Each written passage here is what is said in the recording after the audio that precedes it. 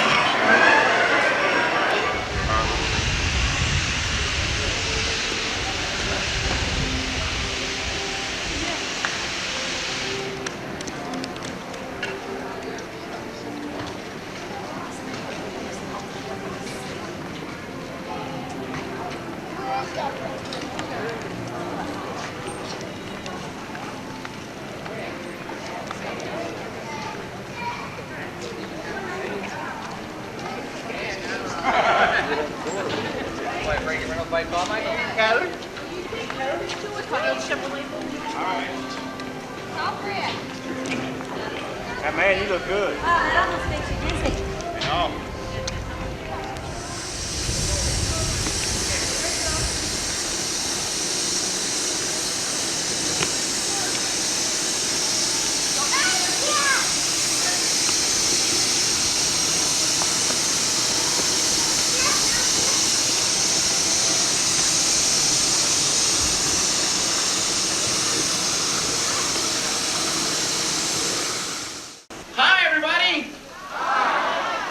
For our newcomers over there, welcome to the second part of the backstage studio tour and to our special effects water tank.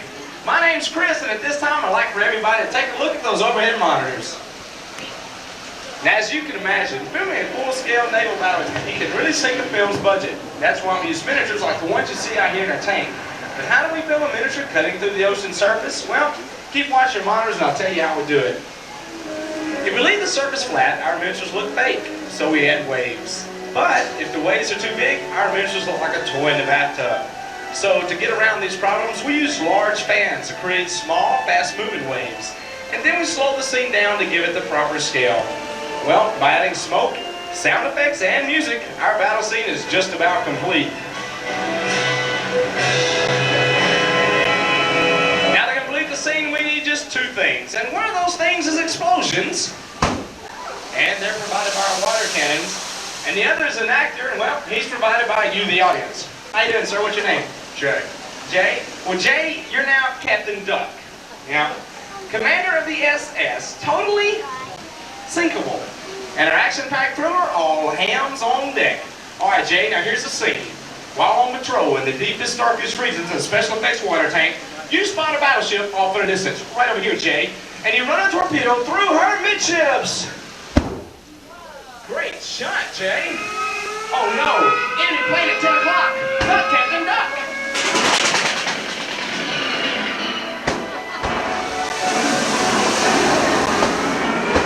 Jay, what have you done?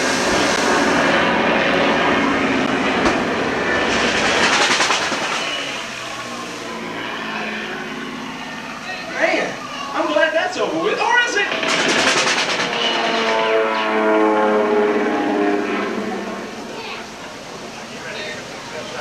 Well, Jay, it looks like we survived the enemy air attack. No thanks to you. But oh no, there's enemy torpedoes closing in all around. And Jay, they're getting closer and closer. Captain, you're a dead duck.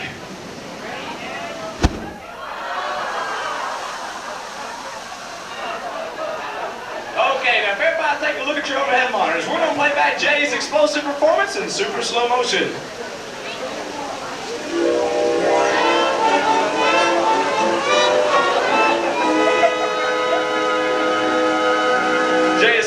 Nice work, ladies and gentlemen. How about a nice round of applause for our brave Captain Duck? All right, folks, that concludes the battle show. So I need the group on the right here to get your right arms up high in the air. Come on, everybody. And now move them from side to side. Yep, that's how you create a wave effect, as you wave goodbye to me and follow your tour guide Tony up those ramps and on into the special effects workshop. Bye-bye, everybody, and have a nice time here at the Disney-MGM studios. Now, the group over here on my left, well, you're not done yet, so get your right arms up. And you remember all those Disney signs you saw when coming to the park? Now, point over here. Right, because that's where you're going to go as you follow your tour guide Jim as we get ready for our storm sequence. Ooh. That giant squid was actually a monstrous marvel known as a full-size mechanical effect. And in the Poseidon adventure, a tidal wave created by large dump tanks rolled over a scaled-down model of an ocean liner. Well, here at the Disney-MGM studios, we have our own dump tanks and our own mechanical marvel, our pilot house. Now that's a mock-up or life-size recreation of one you'd find in a tugboat. And I see my assistant Chris has brought me a life-size volunteer. Hi, sir, what's your name? Thomas. Well, Thomas, it was nice knowing you. Yeah, you can go back here with Chris now, step inside, and spin the wheel of misfortune. Now, when Thomas is ready, we're going to create a storm sequence by using some heavy-duty mechanical effects. Oh, Thomas. Thomas, you want to put your hood up. Put your hood up and pull it real tight. Trust me, all right? Now, when our mock-up is rocked, we can simulate movement on the high seas. And since this is a violent storm, you can see that Chris is really shaking him up. Now, to make this even worse, I'm going to add some wind. Andy's going to add the rain, and Julie's going to add the rain, and you folks are going to help out too, because you're going to add the sound. So at the count of 3, I want you all to yell dumping. Are you ready? 1, 2, 3.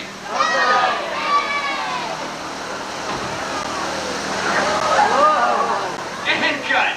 Now to complete our film, the scene that we just shot here will be edited together with footage of our miniature tugboat. It was shot in a tank very similar to this, using the same wind and rain effects. So if you take a look at your monitors, I'll show you how miniatures, mechanical effects, and our brave skipper come together in a high seas adventure.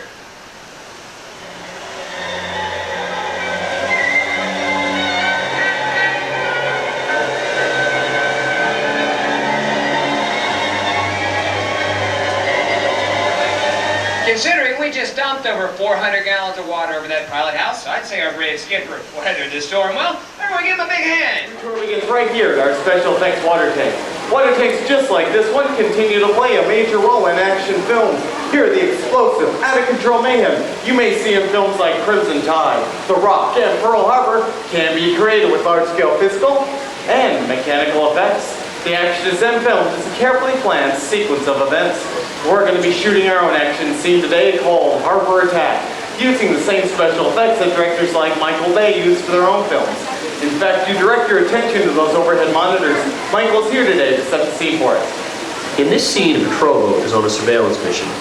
Searching the skies for enemy aircraft, the crew is caught off guard when the real danger surfaces from beneath the sea. This is going to require a full range of physical effects, split-second timing, and careful direction. We have the lights, we have the cameras. All we need now is the action. And if anyone knows serious action, it's certainly Michael Bay. The physical effects we'll be adding to our action in the scene include water cannons, pressurized up to 100 pounds per square inch, bullets which have to be programmed in time to match the continuity of the visuals and eventually the pattern of the sound effects. The last and probably most important physical effect in a scene like this is fire, which must be ignited at a precise moment because it takes a lot of work and time to reset the charges for an explosion. Of course, the number one consideration in the timing of all these effects is, of course, the safety of the actors on the set, and that's where you come in, ma'am. Hi, what's your name? Everybody please say, hi, Nancy. Hi, Nancy. All right, Nancy, you've been cast in the role of mechanic on our PT boat. For your seat takes right behind you in the engine room. Follow Steve. He'll get you in position. Now we're going to be shooting 2 scenes today, but not in the order they appear in the script. Most films today are shot out of sequence, which means actors have to react to a situation that hasn't even been filmed yet. It can be a real challenge, so it's the director's job to help them find that motivation for the scene. All right, Nancy, here's your setup. That phone next to you will buzz just before 800 gallons of water dump out of those tanks. Fly down that chute, and yes, slam into you like a freight train. Still feel motivated to hang on in there, Nancy? Good. Because it's actually 1,000 gallons of water, there's a fine line between motivation and fear. All right, now remember, you just lost your engines. Place everybody, roll playback, and action. All right, Nancy, look around, check your engine. Something's gone terribly wrong. Pick up your phone, talk to your captain. Keep talking. Looks like you're in trouble.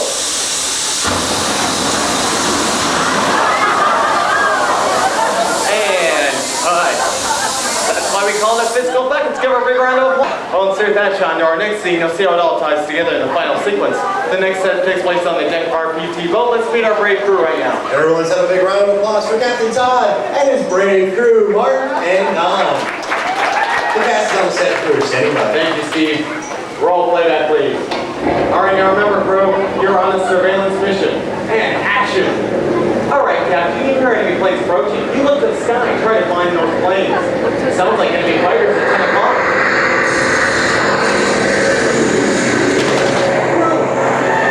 You're surprised.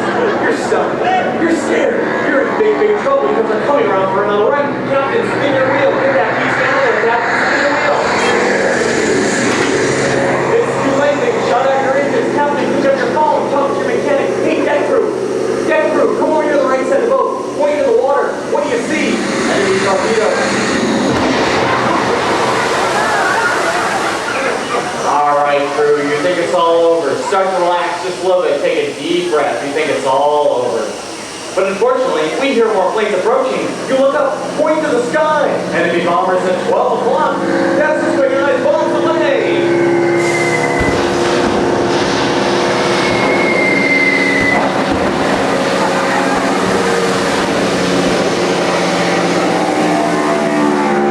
Congratulations, crew, you survived the aerial attack. But now 2 torpedoes are coming fast off your stern. Hey guys, under the boat. Point to the audience, tell them to look out. Point to the audience, tell them to look out.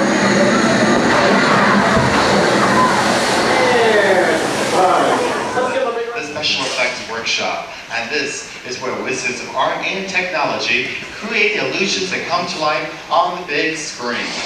Whoa, I said the screen. You get a little antsy sometimes around strangers. Watch your monitors, please. Well, first sketches are drawn, and then from these sketches, miniature models like that one are used as guides for full-size mechanical props. Now, these move like puppets. Now, all the camera operators use cables to move them. And in other cases, miniature models come to life by a technique called stop-motion animation. Now, in this process, the models photograph one frame of film at a time, while the off-screen animator moves slightly between each and every shot.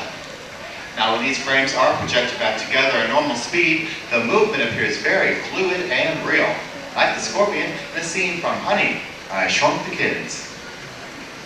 Now, despite our giant ant friend over there, miniaturization plays a big part in special effects. And that's because it's easier to work with on a small scale, it's cheaper, and usually a lot safer.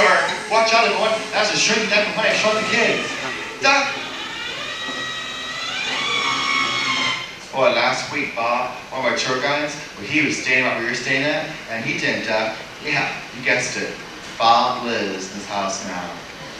See his little outfit? But now suppose the story calls for a set or location that's impossible to find or too expensive to build. Well, then we use one of the most amazing tricks of the trade called matte painting. Matte painting combines film and art to create a dramatic illusion. Watch your monitors one last time and see how it's done. Now, first the live action segments are filmed with actors in front of partial sets. And then later on, this footage is projected onto a large sheet of glass. Then an artist comes in, paints in the rest of that scene, and when those 2 elements are combined, the results are quite convincing. See the kids in that toy dinosaur? So you see the world of special effects. When you combine imagination and technical know-how, anything can happen.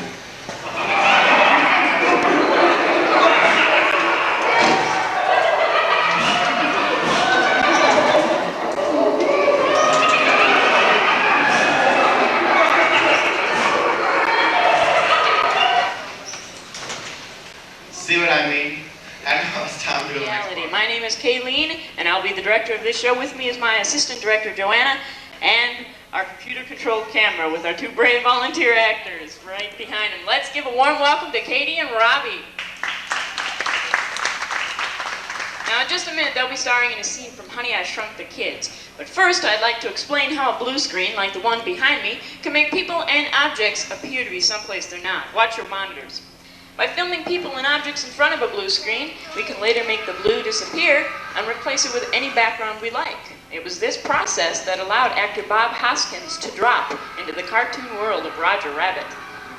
And now we're going to create a little blue screen magic of our own. Okay, you ready?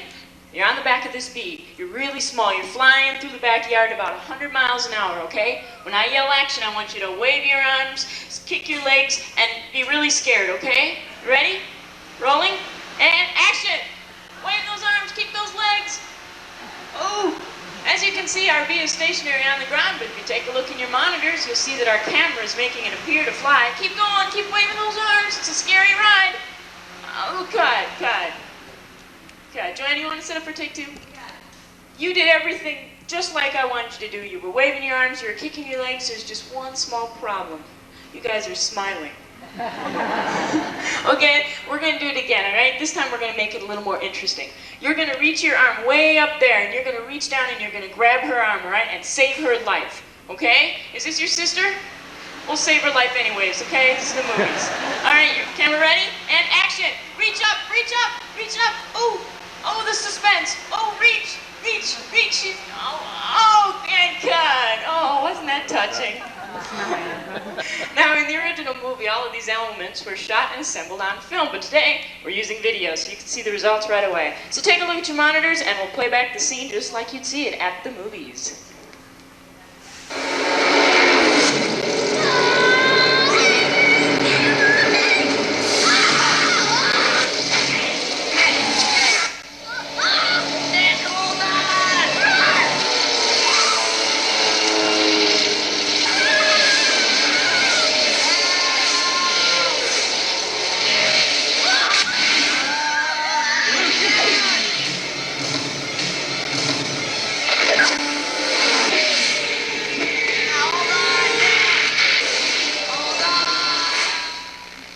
I'm Gene Siskel. And I'm Roger Ebert. You know, Gene, those are really pretty impressive special effects. I disagree, Roger. I thought it looked like they were hanging onto a fuzzball in front of a blue screen. I like the acting. Well, I like the kid on top. It was the kid on the side of the bee. That's acting. So, a split decision on the bee, but 2 thumbs up for the kid. And it's 3 thumbs up from down here. Let's hear it for our B-movie stars.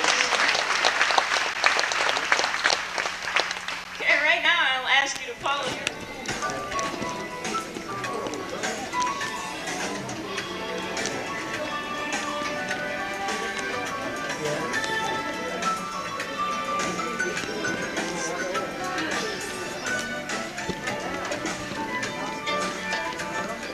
Now, as I was saying, on soundstage number 2, we've got the Delta L-1011 aircraft. It's been for many years as part of the Delta fleet, and now it's landed a role here at the studios. Here it started in Delta training video. Well, we made it all the way to the end. Thanks for sticking around. Please like and subscribe, and I upload videos on Mondays and Thursdays.